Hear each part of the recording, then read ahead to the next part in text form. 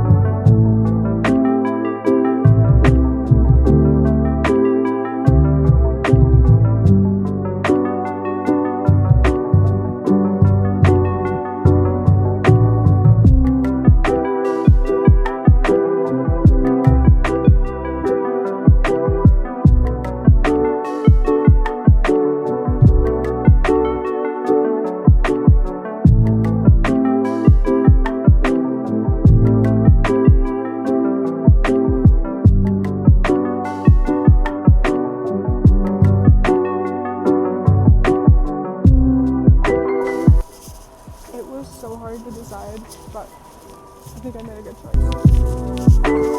I honestly don't know why I went into London Drugs, but we're gonna take a look around over here.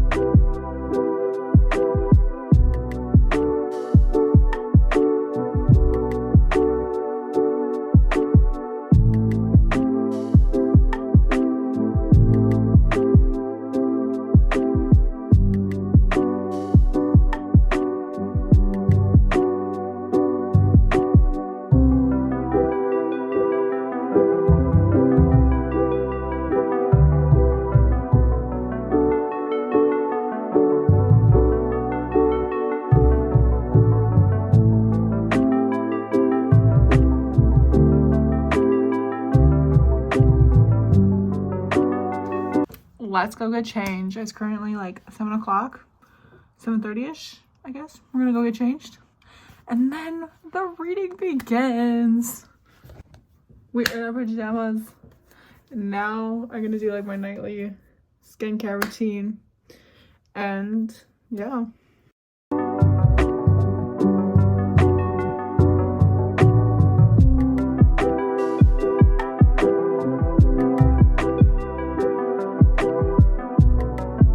We're gonna do a little journaling before reading while watching Bridgerton, because why not, you know?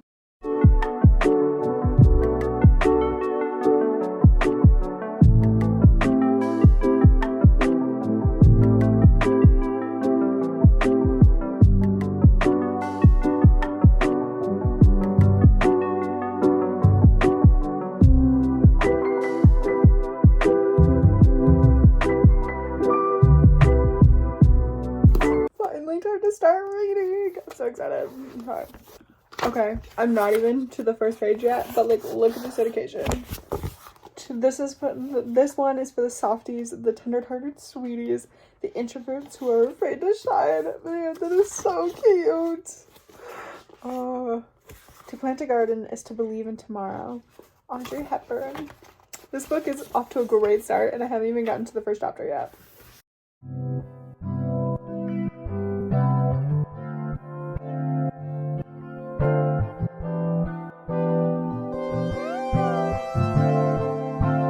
Shall I compare to a summer day? She's the sun, she fill out the gray. Quench my thirst, she's my lemonade. The yellow that I couldn't paint. Shall I compare to a summer day? Just like the sun, it will never fade. The cool breeze in the shade, my 4 leaves to the plate, right to my mistakes. I just know she'll be my downfall. When the rain it pours, my heart will forever take it. Okay, I'm 2 chapters in. Let me just say, it's shaping up to be a great book. The 2 main characters had their first interaction with each other. Let me just say, it was chef's kiss. Like, it was so cute. And like, even though the situation she was in was awkward, horrible, their interaction made it so much better. Like, Cause she's all I know, she's all I know, she's all I know. Shall I compare to a winter solstice? While she's coasting off, I'm dozing like a ghost, thinking that maybe I wouldn't notice. But it's colder, it's colder, it's colder around when you're not here. oh my god, I'm on chapter 8, and like, man, the like, I don't even know what to call it, the interactions between these two, the banter, the like, it's amazing. Like, I've never giggled this hard for a book in a long time, you know, except for maybe not as hard as this. Oh, not as, how do I say this? I haven't giggled this hard for a book this early in a book in a long time, because I'm not even to chapter 10 yet. And let me just say, it's a refreshing experience. Like, I can't wait. You put this icebox where my heart used to be, my dear. Not too fond of the idea that you become my downfall. When the rain it pours, my heart will forever take its toll. Cause she's all I know, she's all I know, she's all I know. I just know she'll be my downfall. When the rain it pours, my heart will forever take its toll. Cause she's all I know, she's all I know, she's all I. She knows me like the back of her hand, got me wrapped around her finger, stretched on my arm, and she's truly there. Man, I'm scared. Please stay here. Praying she won't be my downfall. When the rain it pours, my heart will forever take a toll. Cause she's all I know, she's all I know, she's all I. She's all I know, she's all I know, she's all I know, she's all I know, she's all I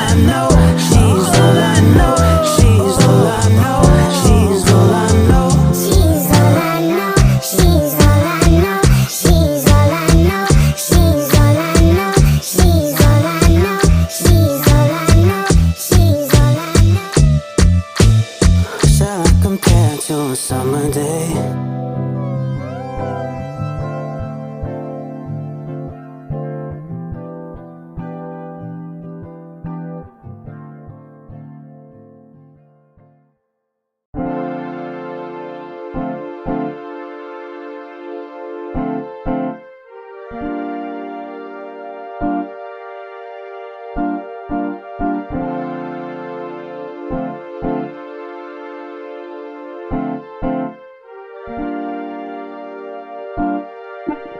Okay, I'm watching Bridgerton at the same time as reading this. I'm like, there's some drama happening in both. And like, let me just say, we're here for it. We're living for it.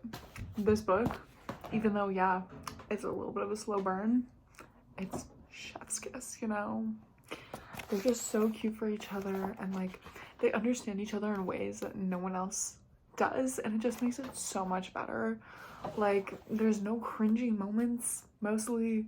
It's just amazing. I'm not even fully through the book yet, but the way these characters have chemistry and like they just, like I said, just understand each other is really good. At first, I think because I learned this book is a sequel to a first book, that's kind of where my issue comes in, because like it seemed like they already knew each other and the attraction was already there, and I didn't really get an in-depth version of that. So maybe it kind of starts off in the first book. My mistake. Didn't read it, didn't even know it was a series until like an hour ago when I looked it up. But yeah, we're just gonna continue reading.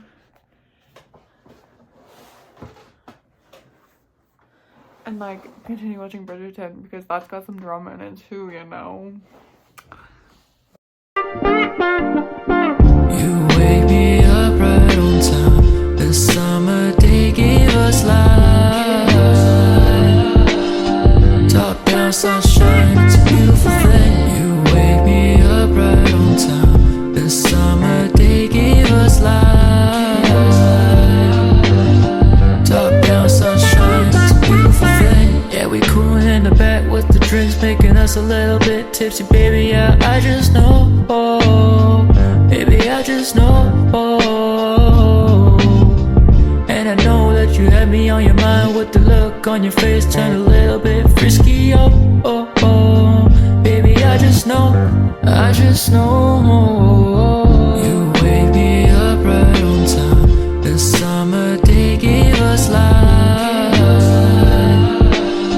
Top down sunshine, it's a beautiful thing. You wake me up right on time. The summer day gave us life.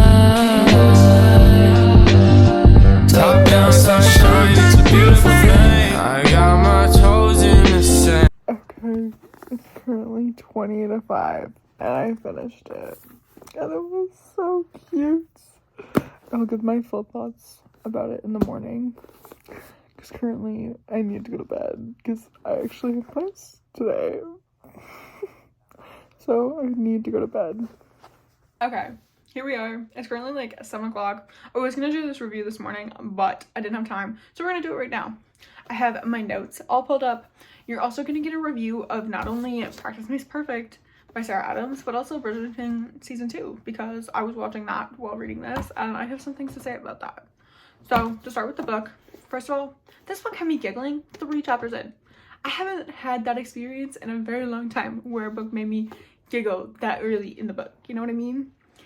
And the flirtatious banter between Will and Annie, even before their little arrangement started, was chef's kiss. Like, their first interaction, you could tell they had clear chemistry. It was awesome. Like, it didn't feel forced. It felt very natural, like they were supposed to be together, and that was evident throughout the entire book. One of my pet peeves, and one thing I hate about reading specific books, is when the characters who are supposed to be falling in head over heels in love with each other, their chemistry and just like the way they interact feel very forced and not, like I said, not very natural. In this book, they felt so natural. Like, you could tell they were meant to be together from their first couple interactions. It was amazing. And I've never related more to a character than I did Annie, and it was so nice seeing her kind kind of develop as a person throughout this entire book, as well as her relationship with Will and how Will influenced it, as well as watching Will's personal development throughout this book. It was one of my favorite aspects of this book, actually. And it kind of just like helped the plot line of the book go along as well. And it was a nice little contribution, I guess is the word I was looking for. And this book, I will admit, is the description of a rom-com in a book. It had funny moments. It had that flirtatious banter. It had moments that made me a little sad. It had moments, like I said, that made me laugh. It had moments where all I wanted to do was jump up and down and squeal, you know? So this was the perfect example of a rom-com within a book. Not gonna lie, I did want a little more to the ending. I thought the ending was good, but I felt like there could have been something more to it. And that could just be the fact that I don't really like slow burn books. So like I was wanting something to happen a little earlier on in the book, and it didn't. And so the ending kind of, I don't know. The ending, it just didn't, I felt like there could have been something more to it. I don't know how else to justify it, but yeah. And I did realize halfway through reading this book that this was actually part of a series. It's the When in Rome series, so I'm pretty sure, don't quote me on this one, the first book is Annie's brother and his now fiance getting together. I'm pretty sure that's how the first book. I'm not sure though. I only found out that it was part of a series because like there was a few moments in there where I was like, yeah, this is definitely part of the series, but we confirmed it and looked it up halfway through, so that was fun to learn. I don't know if I'd actually read the rest of the series, but it is something to keep in mind when I go looking for books. And overall, I think I would rate this, I'm debating between a 3.5 and a 4. I think I'll give it a 4. Other than the ending, it was a really cute rom-com book, and like I said, the ending was good. I just felt like there could have been something more to it. And maybe a little bit of a longer epilogue. Maybe that was it. Because like the epilogue for it wasn't really an epilogue either. It was just kind of like a look into the future. Like, yeah. So maybe that was it. The epilogue there could have been a better epilogue is what I'm trying to say. So for that, I would give it a 4.5. Like, it had me giggling. It had me excited to see where they were going. And like, yeah. Moving on to Bridgerton Season 2. This will have spoilers, so keep that in mind. If you have not seen Bridgerton Season 2, this would be your time to like click out of this video. Anthony in Season 1 irritated me a lot. There was just something about him that like irritated me so much. And so that is part of the reason why it took me so long to watch Season 2, because I think it came out, last year? I don't know. Maybe, yeah. I think it came out last year. And it wasn't until I saw that Penn and Colin were getting their own story at the mid-May that I decided to watch Season 2 before Season 3 comes out, because I'm really excited to watch Penn and Colin's story. And like, one thing about Kate and Anthony, like I understand they're supposed to be enemies to lovers, so they had to go through like their little enemies phase, but I wanted more of them showing like the early attraction to each other.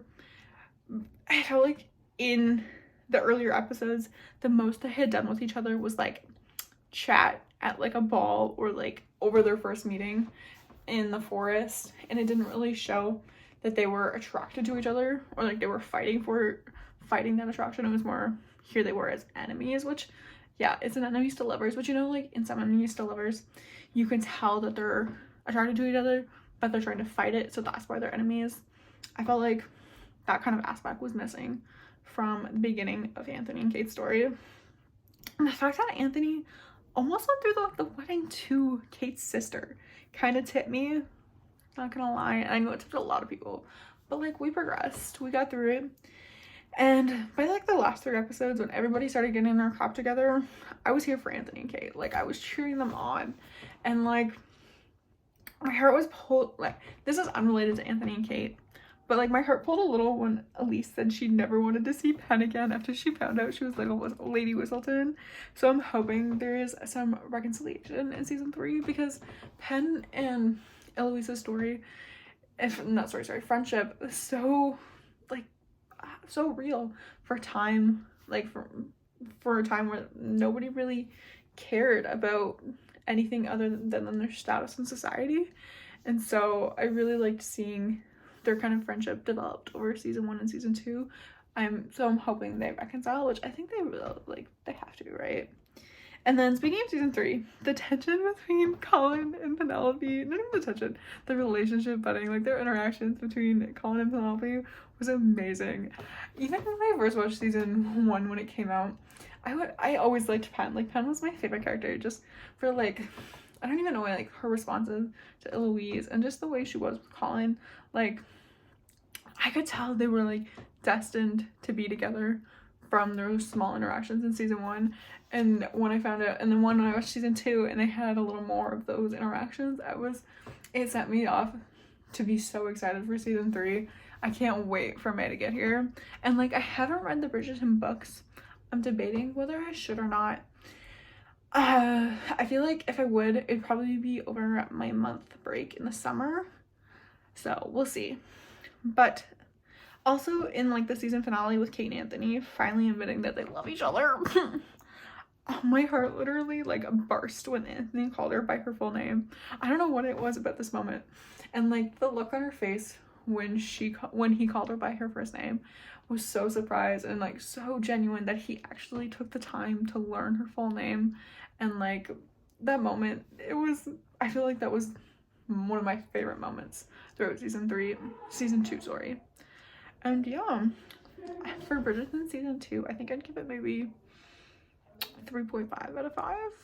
And like I said, I can't wait for season 3 to come out. May can't get here fast enough.